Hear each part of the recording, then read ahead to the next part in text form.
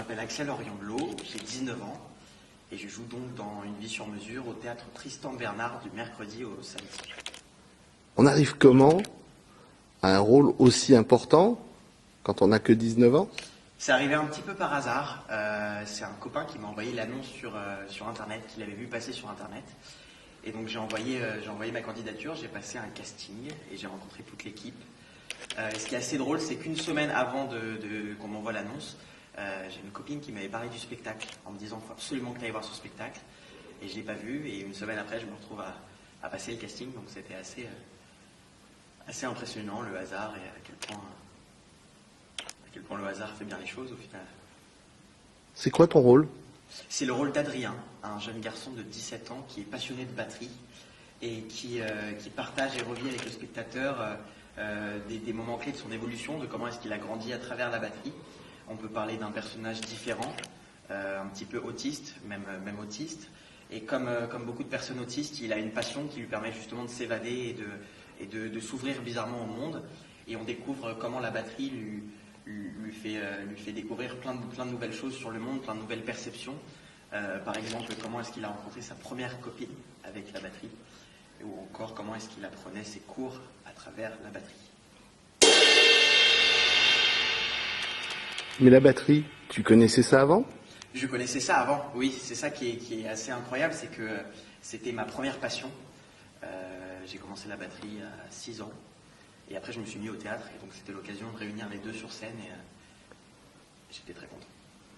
Et c'est pas trop difficile de mélanger les deux? Non, parce que je trouve ça super bien écrit, vraiment. Cédric, c'est vrai que c'est très dur quand dans une pièce, il y a des moments musicaux, de ne pas basculer vers le concert. Et encore plus quand c'est un instrument comme la batterie qui, c'est vrai, toute seule peut vite paraître, ça prend de la place.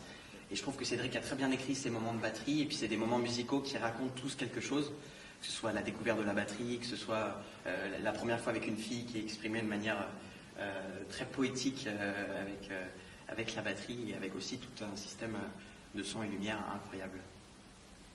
Quel effet ça t'a fait le premier soir où tu es arrivé devant toute une salle? Tu connaissais pas ça?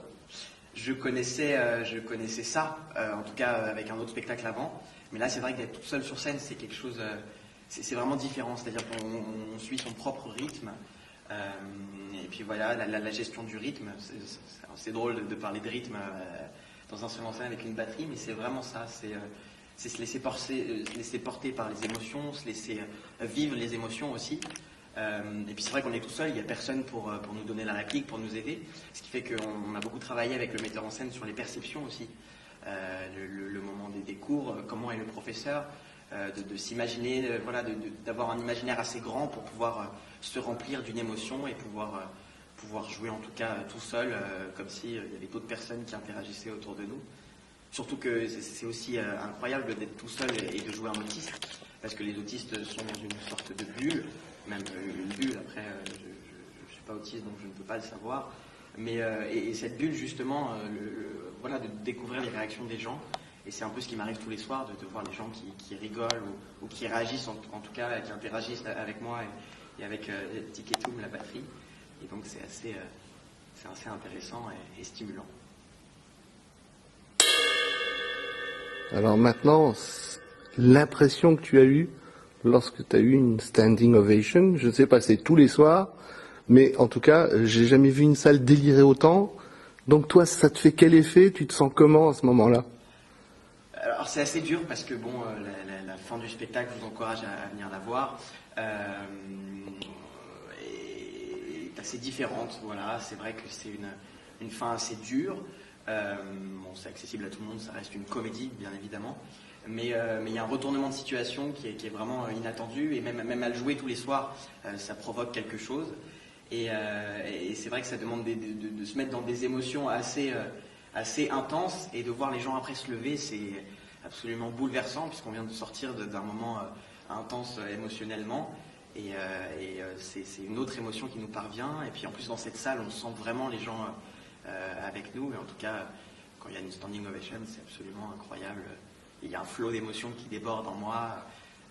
Et puis voilà, si j'ai réussi à toucher des personnes, j'imagine que j'ai réussi les toucher sur des moments, je suis content et je me dis que j'ai bien servi le texte de Cédric, en tout cas que j'ai réussi à provoquer en le spectateur des émotions qui moi me touchent et à les transmettre.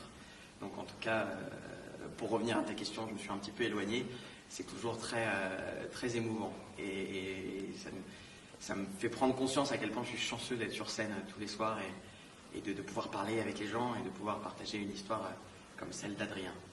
Bon, tu leur fais un petit cadeau, un petit coup de batterie? Carrément. Tu veux quoi? Une caisse claire, un tome? Ah, Je peux faire le full package, peut-être. fais le full package alors.